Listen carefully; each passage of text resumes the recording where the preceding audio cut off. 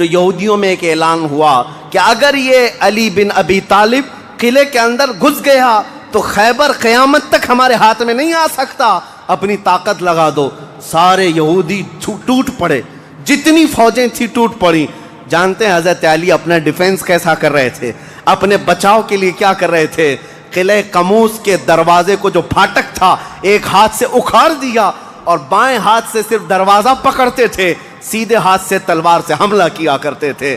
ایک ہاتھ میں دروازہ لے کر کے ڈیفنس کر رہے ہیں، ڈھال بنائے ہوئے ہیں، جہاں سے تیر آئے یا تلوار آئے اس دروازے سے آپ نے اپنے آپ کا ڈیفنس کیا ہے۔ صحابہ کہتے ہیں ہم دیکھتے رہے، وہ دروازے کو ایسے اپنے ہاتھ میں نچا رہے تھے جیسے کوئی چھوٹا کھلونا اپنے ہاتھ میں نچایا جاتا ہے۔ حضرت علی کرم اللہ وجہہ الکریم نے اس قلعے کا پھاٹک توڑ دیا جس کو 20 دنوں سے صحابہ جا کر کے آ رہے تھے، توڑ نہ سکے تھے۔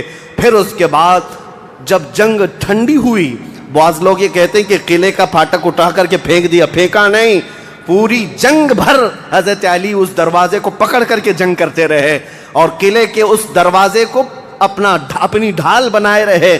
جب یہودی سرد پڑ گئے، ٹھنڈے پڑ گئے، تو اس قلعے کے دروازے کو آپ نے اٹھا کر پھینک دیا۔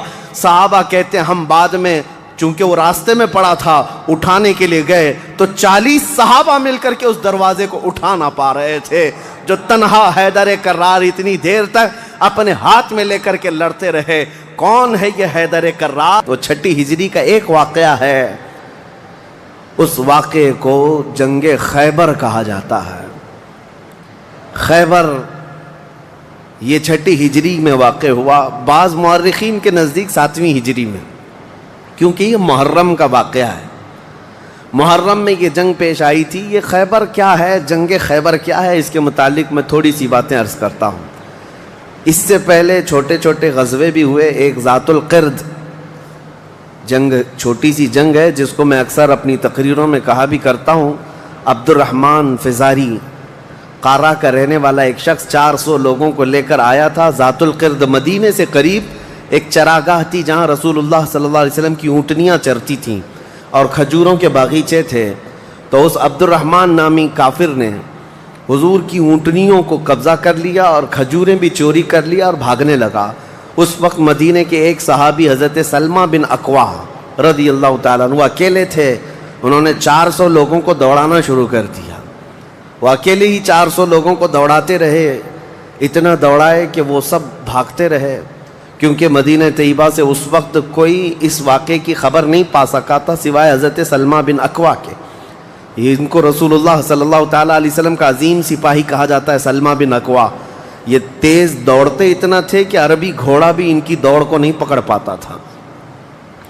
اب یہ جب ان 400 لوگوں کو بھگاتے رہے اور اپنی تیروں سے ان کو نشانہ بناتے رہے، حیرت کی بات ہے جب بھی میں واقعہ پڑھتا ہوں حدیثوں میں موجود ہے کہ 400 لوگ ایک آدمی سے ڈر کر بھاگ بھی رہے ہیں اور بھاگتے جا رہے ہیں اور یہ ان کو بھگاتے جا رہے ہیں۔ پہاڑیاں آ گئیں تو عبد الرحمن قارہ کا رہنے والا شخص پلٹ کر کے پوچھتا ہے، اے شخص تو کیوں دوڑا رہا ہے، ہمیں کیوں بھگا رہا ہے، کیا چاہتا ہے؟ حضرت سلمہ بن اکوا نے کہا، جب تک تمہاری جھولی میں مدینے کی ایک کھجور بھی باقی رہے گی میں تمہیں زندہ نہیں چھوڑوں گا، اور جب تک رسول اللہ کی اونٹنیاں تم نے قبضہ کی انہیں آزاد نہیں کرو گے میں تمہارا راستہ آزاد نہیں رکھوں گا۔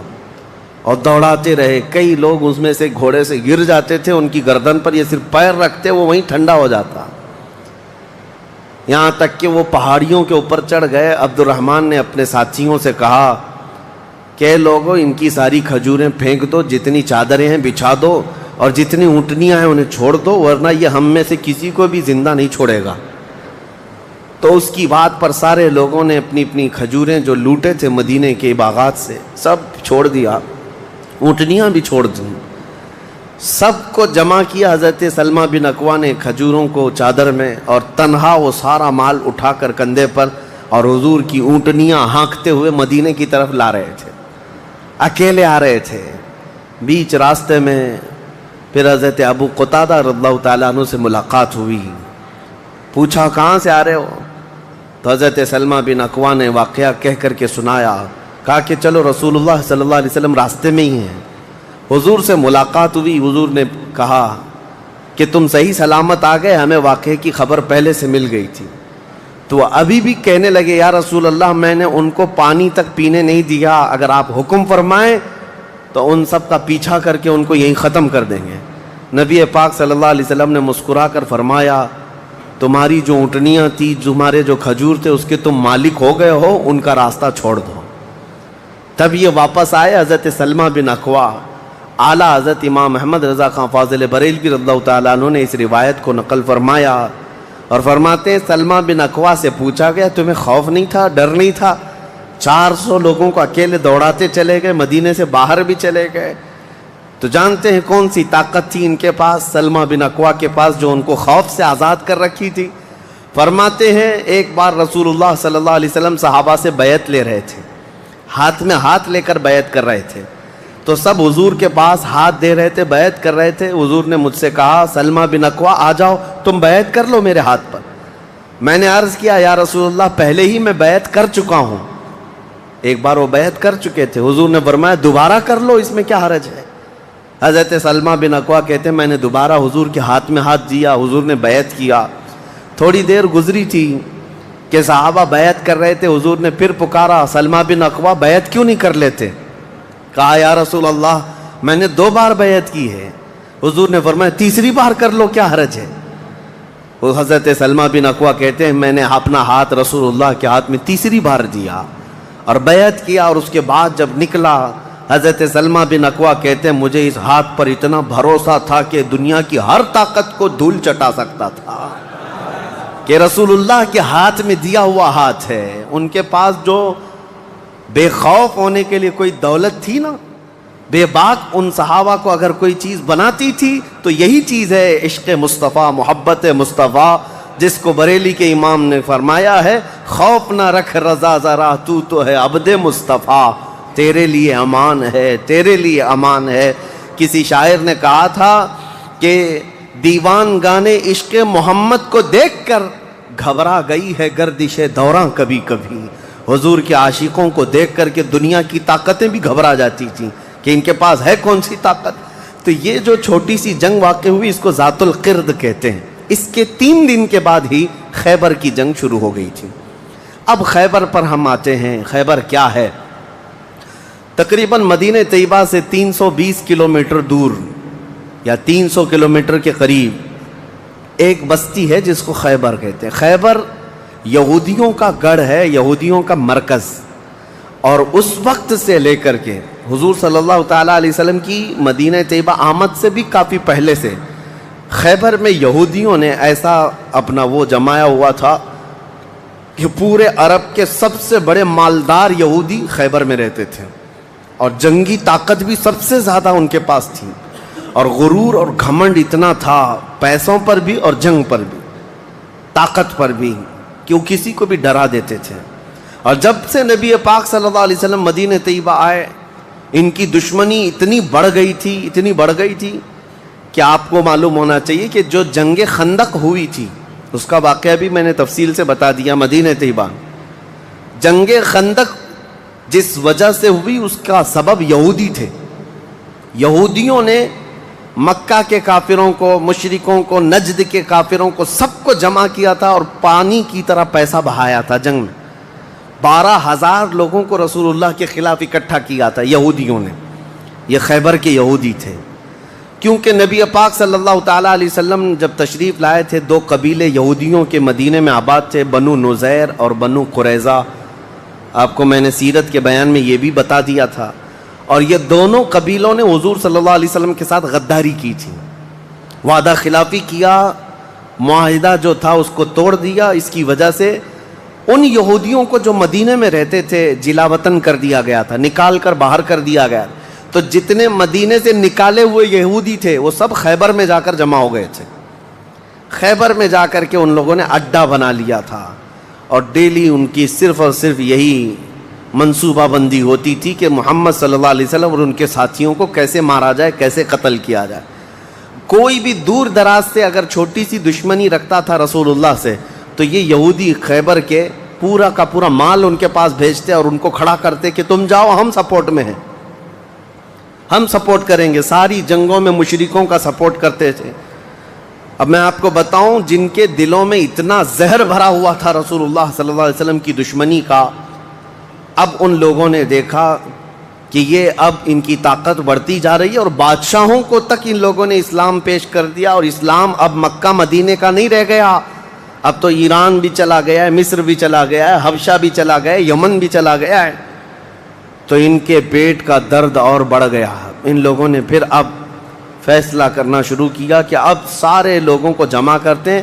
ایک قبیلہ تھا بنو غطفان، یہ مشرکوں کا قبیلہ تھا، اور وہ جنگی طاقت بہت زیادہ رکھتے تھے۔ اس وقت عرب میں وہ نڈر مانے جاتے تھے۔ یہودیوں نے ان کو بلا کر کے جنگ کا پلان کیا کہ مدینے پر اچانک چڑھائی کریں گے اور تہس نہس کر کے رکھ دیں گے، کسی کو خبر بھی نہ ہو، پورے مدینے کی اینٹ سے اینٹ بجا دیں گے۔ انہوں نے پلان کیا راتوں رات، لیکن مخبر صادق رسول اللہ صلی اللہ تعالیٰ علیہ وسلم کا حال یہ ہے، اور کوئی غیب کیا تم سے نہاں ہو بھلا۔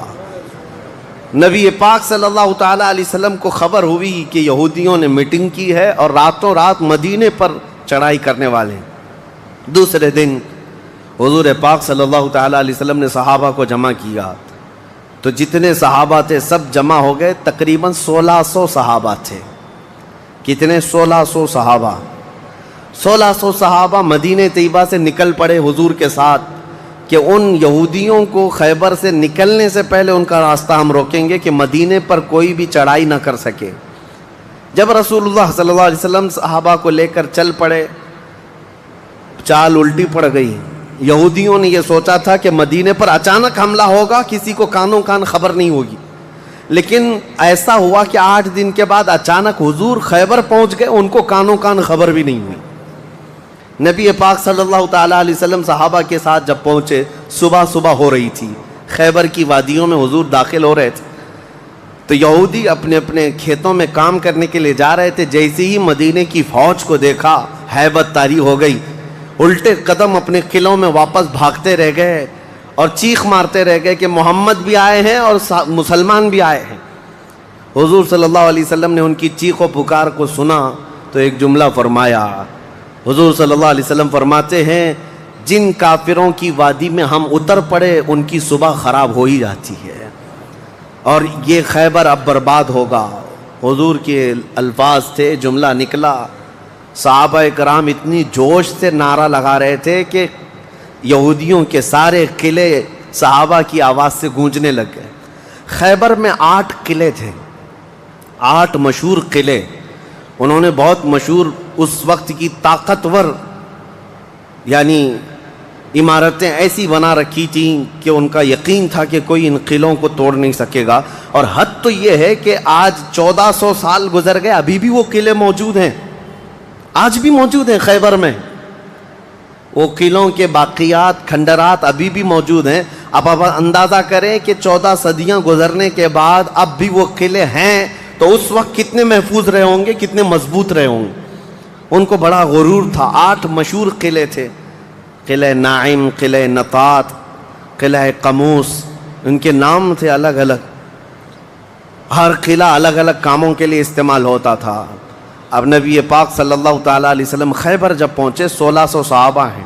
اب سنیے، ایک قلعہ ناعم تھا جس میں سارا ذخیرہ تھا، کھانا پانی اور سب کچھ وہاں پر تھا، اور اس کی ذمہ داری سلام بن مشکم نام کا ایک یہودی، وہ بہت ہی بغض و عداوت میں بھرا ہوا یہودی تھا، اس کے ذمہ تھی۔ اور قلعہ قموس جو سب سے بڑا قلعہ تھا، اس کی ذمہ داری مرحب نام کے یہودی کے پاس تھی۔ اور مرحب وہ شخص ہے جس کے بارے میں مشہور تھا کہ وہ 1000 لوگوں سے تنہا لڑ سکتا ہے۔ 1000 انسانوں کی طاقت تھی جس کے پاس، اس کا نام مرحب تھا۔ پورے خیبر کے یہودی اس سے ڈرتے تھے۔ اور قلعہ قموس جو سب سے بڑا قلعہ تھا، وہ اس کے انڈر میں ہوا کرتا، سب ان کی تقسیم تھی۔ اب جب نبی کریم صلی اللہ تعالیٰ علیہ وسلم شروعات فرمائی تو قلعہ ناعم جو قریب تھا آبادی سے، اس پر چڑھائی شروع کر دی۔ تو جو صحابہ وہاں گئے تھے قلعہ ناعم، تو صحابہ اکرام کو سخت مصیبت اٹھانی پڑی، کیونکہ اتنی سخت گرمی تھی کہ کہ جس کی وجہ سے حلق میں کانٹے پڑ جاتے تھے پیاس کی شدت سے. کئی صحابہ اس میں شہید ہوئے. آخر کار قلعہ نائم فتح ہو گیا. ایک قلعہ فتح ہوا, دوسرا فتح ہوا, تیسرا فتح ہوا. قلعے اس طرح سے فتح ہونے لگ گئے. یہودیوں کی تعداد میں آپ کو بتاؤں, یہ 1600 صحابہ تھے, اور یہودی اس وقت خود اور قبیلہ بنو غطفان جو مشرکوں کا قبیلہ تھا ان کو بھی جنگ کے لیے اپنے قلعے میں بلا لیا تھا. کل تعداد سب کی ملا کر 8000 ہو چکی تھی.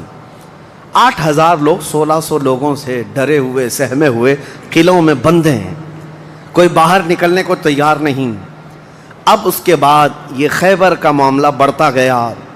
اس میں ہوا یہ کہ آخری جو قلعہ تھا قلعہ قموس, یہ سب کے بس کی بات نہیں تھی.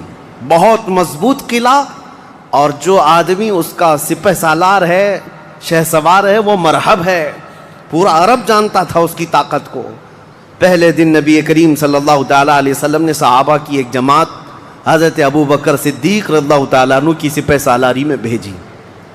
حضرت ابو بکر صدیق آئے, بہت ہی جاں بازی اور بہادری کے ساتھ لڑائی کی, لیکن وہ اتنا سخت تھا کہ یہودیوں کی طرف سے بہت سخت طریقے سے ڈیفنس ہوتا تھا. صحابہ پیچھے ہٹ گئے, کچھ شہید ہوئے, کچھ زخمی ہوئے, واپس آئے. پھر دوسرے دن سیدنا عمر ابن خطاب رضی اللہ تعالیٰ عنہ کے حوالے حضور صلی اللہ علیہ وسلم نے فرمایا. حضرت عمر فاروق رضی اللہ تعالیٰ عنہ گئے. صحابہ کی ایک جماعت تھی, لیکن آج کا دن اور زیادہ سخت ہو گیا. سارے یہودیوں نے اپنی طاقت جھونک دی قلعہ قموس کو بچانے کے لیے. حضرت عمر فاروق رضی اللہ تعالیٰ عنہ صحابہ کی جماعت کو لے کر شام میں واپس آ گئے. اب یہ محاصرہ بڑھ گیا. 20 دن چلا کنٹینیو محاصرہ ان قلعوں کا, لیکن فتح ہونے کا نام نہیں تھا. جلال پیغمبری کو دیکھیں ہیں, صحابہ 20 دن سے تپتی ہوئی گرمی میں مدینے سے 300 کلومیٹر باہر ہیں. عرض کیا یا رسول اللہ صلی اللہ علیہ وسلم, ہماری منزل ابھی کہاں ہے, کب تک ہے؟ رات کا وقت تھا, نبی کریم صلی اللہ تعالیٰ علیہ وسلم جلال میں تھے. ارشاد فرمایا لَأُعْطِيَنَّ غَدًا رَایَةً رَجُلًا يُحِبُّهُ اللَّهُ وَرَسُولُهُ. حضور اکرم صلی اللہ تعالیٰ علیہ وسلم فرماتے ہیں, کل کے دن میں اپنا جھنڈا ایک ایسے آدمی کو دوں گا جس سے اللہ اور اس کے رسول محبت کرتے ہیں, اور اللہ اور اس کے رسول جس سے محبت کرتے ہیں وہ خود بھی اللہ اور اس کے رسول سے محبت کرتا ہے. اور پھر میرے آقا نے فرمایا خیبر کی فتح اسی کے ہاتھ میں رکھی ہوئی. صحابہ کہتے ہیں پوری رات بے چینی اور کروٹ لیتے ہوئے ہم نے گزاری. نبی پاک نے بشارت دی ہے تو اب تو ہونا ہی ہے. حضور نے فرما دیا ہے کہ میں کل اپنا جھنڈا اس آدمی کے ہاتھ میں دوں گا جس کو اللہ اور اس کے رسول محبت کرتے ہیں. صحابہ کہتے ہیں, حضرت عمر فاروق رضی اللہ تعالیٰ عنہ فرماتے میری آنکھ تک نہ لگی پوری رات, اور اس تمنا میں کہ صبح ہوگی تو حضور صلی اللہ علیہ وسلم وہ جھنڈا مجھے دے دیں. کہ اس میں 3 بشارتیں تھیں. ایک بشارت یہ تھی کہ وہ شخص جس کو میں جھنڈا دوں گا وہ اللہ اور رسول سے بہت محبت کرتا ہے. دوسری بشارت یہ تھی کہ اللہ خود اس سے محبت کرتا ہے. تیسری بشارت یہ تھی کہ اسی کے ہاتھ میں خیبر کی فتح رکھی ہے. حضرت عمر کہتے ہیں پوری رات پلک بھی جھپکا نہیں, اسی آس میں اسی امید میں پوری رات گزاری. پورے صحابہ کا یہی حال تھا. صبح جب ہوئی دوڑے دوڑے نبی کریم صلی اللہ تعالیٰ علیہ وسلم کی جلوں میں حاضر ہوئے. اللہ کے حبیب صلی اللہ علیہ وسلم کے ہاتھ میں پرچم تھا, جھنڈا تھا, اب جنگ کے لیے روانہ کرنا تھا. نبی کریم صلی اللہ علیہ وسلم کے سامنے صحابہ کی فوج ہے. سارے صحابہ گردنیں اونچی کر کر کے دیکھ رہے ہیں, لیکن نبی پاک صلی اللہ تعالیٰ علیہ وسلم نے اس بھرے مجمع میں اعلان فرمایا علی کہاں ہے, علی کہاں ہے. اس مجمع میں حضرت علی نہیں ہیں. صحابہ نے کہا یا رسول اللہ وہ بخار میں ہیں, بیمار ہیں اور آشوب چشم ہے, آنکھیں لال ہو چکی ہیں, آنکھوں سے پانی آ رہا ہے. نبی کریم صلی اللہ علیہ وسلم نے فرمایا لاؤ, اسی حالت میں بلا لاؤ. صحابہ گئے, حضرت علی کو بلا لائے. بخار کی حالت میں ہیں, آنکھوں میں آشوب ہے, سرخی آ چکی ہے. نبی کریم صلی اللہ علیہ وسلم نے قریب بلایا, اپنا لعاب پاک نکال کر ان کی آنکھوں میں لگایا. حضرت علی فرماتے ہیں مجھے ایسا لگا کبھی آنکھوں میں کوئی مرض آیا ہی نہیں تھا, بخار بھی نہیں تھا. نبی کریم صلی اللہ تعالیٰ علیہ وسلم نے اپنے ہاتھ میں موجود پرچم حیدر کرار کے ہاتھ میں دیا، کہا جاؤ علی تمہارے ہاتھ میں اللہ نے فتح رکھی ہے۔ میرے عزیزو ایک بات میں آپ کو بتا دوں کہ یہ کیا معاملہ ہے، جب رسول کریم صلی اللہ تعالیٰ علیہ وسلم کو یہ معلوم ہے کہ حضرت علی کے ہاتھ میں ہی یہ جنگ فتح ہونی ہے، تو پہلے دن کسی اور کو کیوں بھیجا، دوسرے دن اور صحابی کو بھیجا؟ یہ 20 دن کا محاصرہ کس بات کا تھا؟ یہ سارے معاملات کس لیے تھے؟ ایک بات یاد رکھیں، فتح اسلام کے حق میں ہے اور غالب اسلام ہو کر رہے گا، لیکن قدرت کا قانون یہ ہے، جیسے معراج میں بھی آپ کو معلوم ہے نمازیں تو 5 ہی ہونی تھی، لیکن 9 مرتبہ حضور صلی اللہ علیہ وسلم کو آنا جانا کیوں رکھا گیا؟ خدا کی قدرت کا قانون یہ ہے کہ پہلے اسباب کی طرف دیکھو، بعد میں اسباب کا خالق خود تمہارے لیے راستے پیدا فرمائے گا۔ جنگ تو فتح ہونی ہی ہے، لیکن تمہیں اسٹرگل کرنا پڑے گا، میدان میں مشکلیں اٹھانی پڑیں گی، بعد میں فتح تو تمہارے ہاتھ میں اللہ نے دی ہے۔ حضرت علی کرم اللہ وجہہ الکریم اپنے ہاتھ میں پرچم لے کر کے جب قلعہ قموس کی طرف بڑھتے ہیں، جانتے ہیں وہ تاریخ کا وہ عظیم دن ہے، محرم کی غالباً 9ویں تاریخ ہے۔ میں نے شروع میں ہی کہا کہ یہ ایک تاریخ کا ایسا حصہ ہے جس سے ساری باتیں آگے کی فتوحات جڑی ہوئی ہیں۔ کیوں میں آپ کو بتاتا ہوں، حضرت علی جس انداز سے جا رہے تھے اس وقت لوگوں کے اندر ہیبت طاری تھی، صحابہ آپ کے ساتھ تھے۔ جیسے ہی قلعہ قموس کے پاس گئے، سیدھے حضرت علی کرم اللہ وجہہ الکریم نے للکار کر کے مرحب یہودی کو بلایا کہ باہر آ جا اپنے قلعے سے اور مجھ سے مقابلہ کر۔ وہ ہاتھی کی طرح سے ڈیل ڈول رکھتا تھا اور خرامہ خرامہ سامنے آیا اور للکار کر کے کہنے لگا قد علمت خیبر انی مرحب شاک السلاح مجرب، تمہیں معلوم ہے پورا خیبر مجھے جانتا ہے کہ میں مرحب ہوں۔ شعر پڑھ رہا تھا، پورا خیبر جانتا ہے کہ میں مرحب ہوں، سر سے لے کر پیر تک ہمیشہ ہتھیار میں رہتا ہوں، اور نہایت ہی تجربہ کار آدمی کہ جس کا وار کبھی خالی نہیں جاتا ہے۔ اس کے جواب میں مولا علی کرم اللہ وجہہ الکریم فرماتے ہیں انا الذی سمتنی امی حیدرا کلیث غابات کریہ المنظرا، تجھے پتا ہے میری ماں نے ہی میرا نام حیدر رکھا ہے۔ حیدر کا مطلب ہوتا ہے شیر، میری ماں نے میرا نام حیدر رکھا ہے، کلیث غابات کریہ المنظرا، ہیبت ناک شیر جب بھوک کی وجہ سے کچھار میں دہاڑتا ہے اس کو حیدر کہا جاتا ہے۔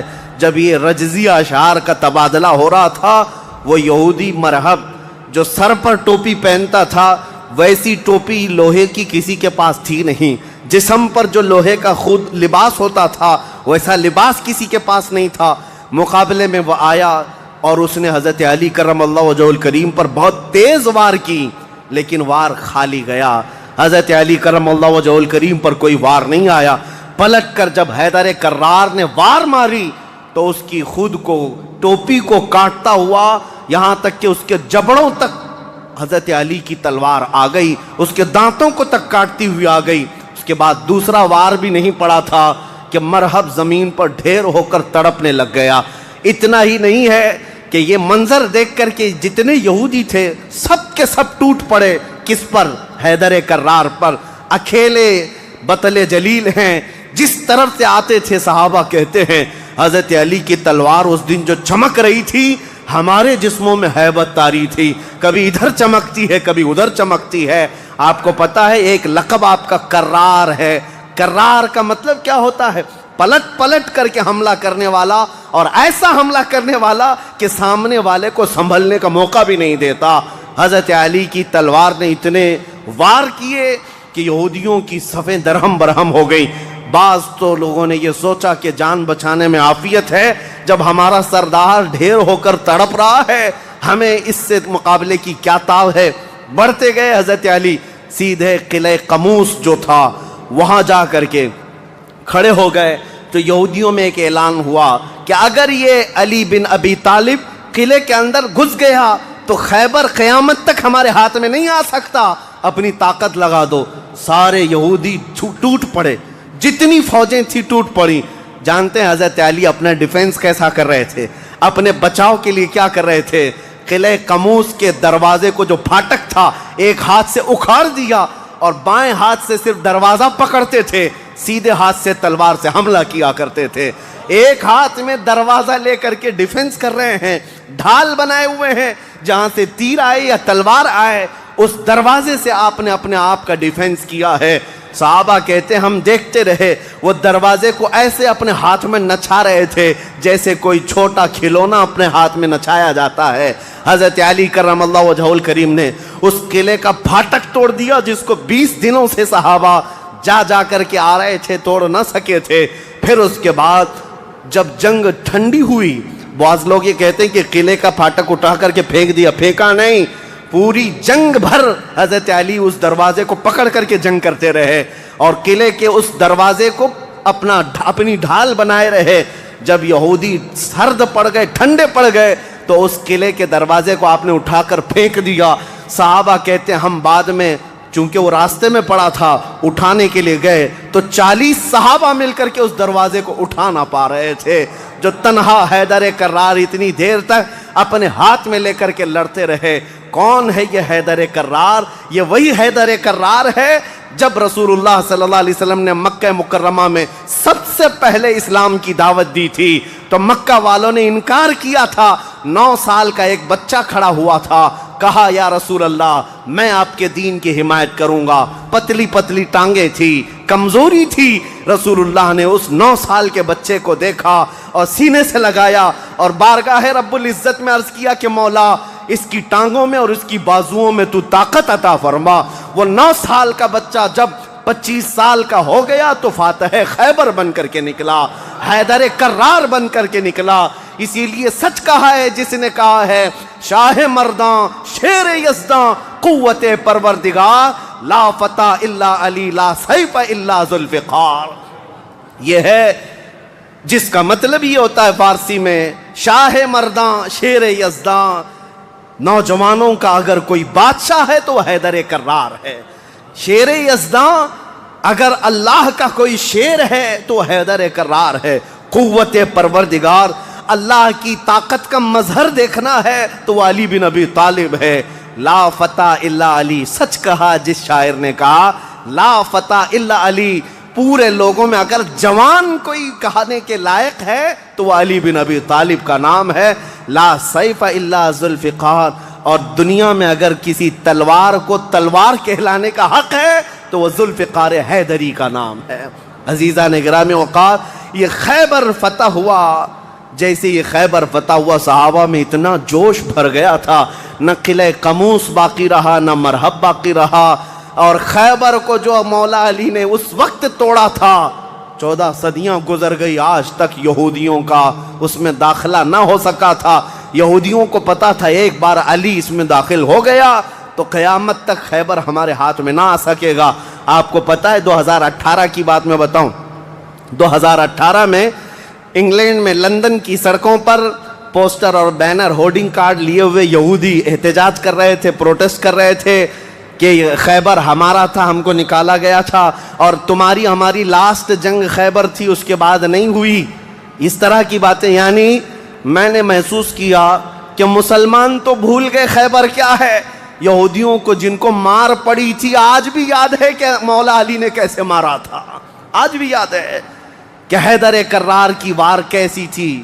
صدیاں گزر گئیں، وہ زخم ابھی تک بھرا نہیں ہے۔ اسی لیے میرے عزیزو، آپ کو دیکھنا چاہیے کہ گریٹر اسرائیل کا نقشہ جو انہوں نے بنایا ہے، اسرائیل جو آج فلسطین کے حصے میں زبردستی قبضہ کیا ہوا ایک چھوٹا سا ملک، ناجائز قبضہ، انہوں نے جو اپنے خوابوں کا ایک نقشہ بنایا ہے کہ اسرائیل کہاں تک ہوگا، انٹرنیٹ پر دیکھیں گے تو آپ محسوس کریں گے انہوں نے گریٹر اسرائیل کا نقشہ جو بنایا اس میں خیبر بھی شامل کیا ہے کہ خیبر تک، مدینے کی وادیوں تک ان کو اسرائیل بنانا ہے، جہاں سے ہم نکلے تھے وہاں واپس آئیں گے۔ لیکن انشاءاللہ العزیز ایسا کبھی نہیں ہوگا۔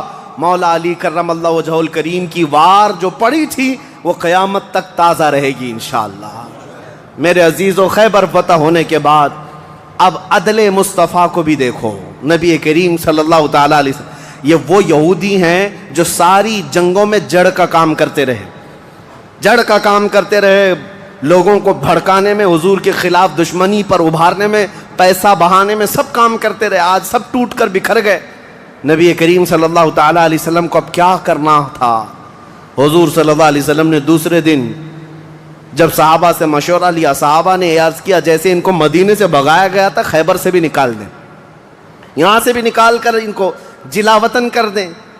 لیکن وہ مصطفیٰ کریم صلی اللہ تعالیٰ علیہ وسلم جو عظیم اخلاق لے کر کے زمین پر تشریف لائے، خیبر کے یہودیوں سے پوچھا کہ تم کو جلا وطن کیا گیا تھا اور تم نے بار بار ایگریمنٹ توڑا، معاہدے توڑے، اب یہاں سے بھی تمہیں جلا وطن کرنے کا مشورہ آیا ہے صحابہ سے؟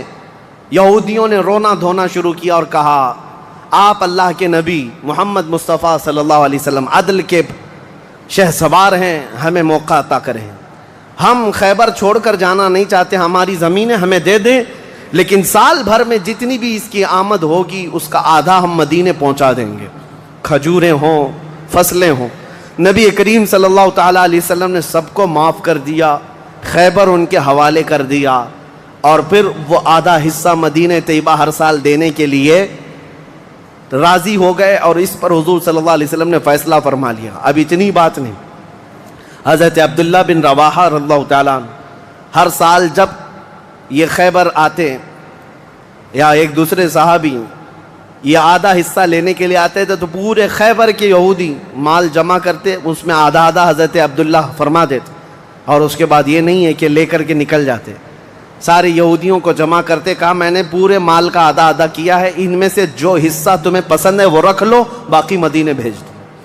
یہودی کہتے ہیں ایسا عدل ہم نے کہیں دیکھا ہی نہیں کہ ہمیں پہلے کہہ دیا جائے، ورنہ کوئی بھی ہوتا حاکم تو اچھا مال اٹھا لیتا اور برا مال چھوڑ کے چلا جاتا۔ یہ رسول اللہ کے صحابہ تھے، کہتے جو تمہیں پسند ہے وہ رکھ لو، جو چھوٹ گیا وہ مدینے بھیج دو۔ اتنے ہونے کے باوجود بھی حضور صلی اللہ تعالیٰ علیہ وسلم کے ساتھ انہوں نے کیا کیا؟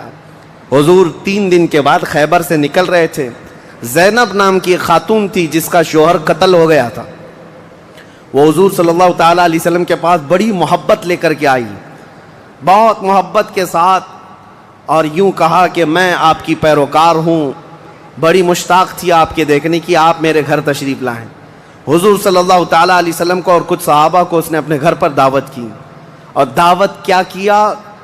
کھانے میں اور گوشت میں نہایت ہی خطرناک زہر ملایا اور حضور صلی اللہ تعالیٰ علیہ وسلم کو زہر دیا۔ جو صحابہ موجود تھے حضور صلی اللہ علیہ وسلم کے ساتھ دعوت میں، جیسی حضور نے پہلا لقمہ اٹھایا، جو گوشت کی بوٹی تھی یا جو لقمہ تھا وہی بول پڑا رسول اللہ صلی اللہ علیہ وسلم کہ مجھ میں زہر ملا ہوا ہے۔ نبی کریم صلی اللہ تعالیٰ علیہ وسلم نے ابھی اپنی زبان پر لگایا ہی تھا، نکال کر پھینک دیا، لیکن دوسرے ایک صحابی حضور سے پہلے پیٹ بھر کر کھا چکے تھے اور وہ زہر کے اثر سے فوراً ہی شہید ہو گئے۔ یہ یہودیوں نے حضور کے معافی کے بعد، اعلان کے بعد پھر بھی یہ ہرزہ سرائیاں، یہ سارے کام کرتے رہے اور آج تک کرتے آئے ہیں۔ آج تک نبی کریم صلی اللہ تعالیٰ علیہ وسلم نے اس کے باوجود معلوم ہونے کے بعد یہودیوں کو بلایا کہ اس خاتون کا کیا کیا جائے۔ اس نے اقرار کر لیا، کہا کہ ہاں ہم نے زہر ملایا تھا۔ کہا کیوں؟ کہا ہم یہ دیکھ رہے تھے اگر آپ اللہ کے سچے رسول ہیں تو آپ کو خبر ہو جائے گی، ورنہ ہم کو آپ سے نجات مل جائے گی، ہم بچ جائیں گے، آپ زہر سے ختم ہو جائیں گے۔ نبی کریم صلی اللہ تعالیٰ علیہ وسلم تو زہر کے اثر سے کچھ نہیں ہوا اور حضور بچے اس زہر سے، لیکن ان یہودیوں میں سے کوئی بھی اسلام کی طرف آیا بھی نہیں۔ نبی کریم صلی اللہ تعالیٰ علیہ وسلم نے اس خاتون سے بدلہ نہیں لیا، اسے معاف کر دیا۔ اپنی ذات کے لیے حضور نے کبھی بدلہ لیا ہی نہیں، اسے چھوڑ دیا اور پھر وہاں سے نکل پڑے۔ یہ زہر کا جو اثر تھا پوری زندگی بھر رسول کریم صلی اللہ تعالیٰ علیہ وسلم کے تالو پر، سر پر اثر لگا رہا، جلن ہوتی تھی، تھوڑا چکھا ہی تھا۔ اتنا خطرناک زہر یہ یہودیوں کے پاس ہوا کرتا کہ انہوں نے اپنے زہر سے کئی لوگوں کو مارا ہے۔ یہ یہودی ایسی قوم ہے جس پر اللہ تعالیٰ نے قرآن میں لعنت فرمائی، یوں ہی نہیں۔ بعض لوگوں کو لگتا ہے کہ بار بار اس ٹاپک پر کیوں ہیں؟ ارے میاں ہم ہر نماز میں یہ کہتے ہیں غیر المغضوب علیہم ولا الضالین، سورہ فاتحہ کے اخیر میں۔ المغضوب کا مطلب ہے جس پر اللہ کا غضب ہوا وہ قوم یہودیوں کی ہے۔ سورہ فاتحہ میں ہم اللہ کی بارگاہ میں پناہ مانگتے ہیں کہ اللہ جس قوم پر تیرا غضب نازل ہوا اس قوم سے ہمیں بچائے رکھ، ان کے راستے سے ہمیں بچائے رکھ۔ یہ اتنی خطرناک سازشی قوم ہے کہ آج پوری دنیا کو انہوں نے ہلا کر رکھا ہے، آج پوری دنیا کو کریڈٹ نظام پر لا کر رکھا ہے۔ یہ جتنے ورلڈ کے بڑی بڑی بینکیں ہیں انہوں نے اپنے ہاتھ میں رکھا ہے، سونے پر یہ اپنا قبضہ جمائے ہوئے ہیں۔ جیولری اس کو نام دیا گیا ہے، سونے چاندی کے تمام زیورات کو جانتے ہیں۔ اس کے ایک محقق نے کہا تھا جیوز، یہودی جیو کہلاتے ہیں، اور جیو سے انہوں نے جیولری کر دیا ہے کہ سونے چاندی کا حق صرف اور صرف جیوز کے پاس ہے، یعنی یہودیوں کے پاس، دوسرے کوئی اس کا حق نہیں رکھتے۔ اور یہ مال سونا چاندی ہی ہے جو پوری دنیا کی کرنسی کو اوپر نیچے کرتا ہے۔ یہ سارا نظام انہوں نے بنا رکھا ہے، دنیا کو قرضے دے دے کر کے ورلڈ بینک سے اپنا مقروض بنائے رکھا ہے، دنیا کو جنگوں کے ہتھیار خوب بیچتے ہیں، یہ سارے ہتھیار بناتے ہیں اور پورا بیچتے ہیں، اس کا کاروبار بھی کرتے ہیں۔ دنیا کی بڑی بڑی دوائیوں کی کمپنیاں بلکہ بایو ویپن کے طور پر استعمال کرتے ہیں، ڈرگ مافیا ہے، سب یہودیوں کے کنٹرول میں آج۔ اسی لیے میں آپ سے کہتا ہوں یہ اتنی شریر قوم ہے کہ اس سے ہمیشہ پناہ مانگتے رہو اللہ کی بارگاہ میں۔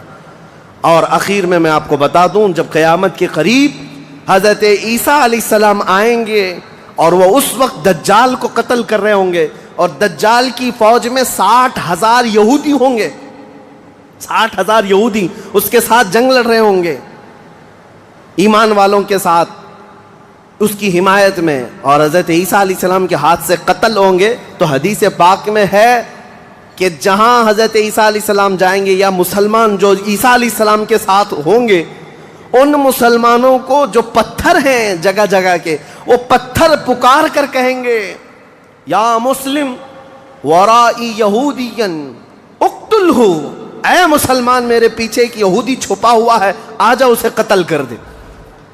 پتھر تک بولے گا کہ یہودی یہاں چھپا ہوا ہے۔ اس سے آپ اندازہ کریں یہ ایسی شریر قوم ہے جس سے پتھر بھی پناہ مانگتے ہیں۔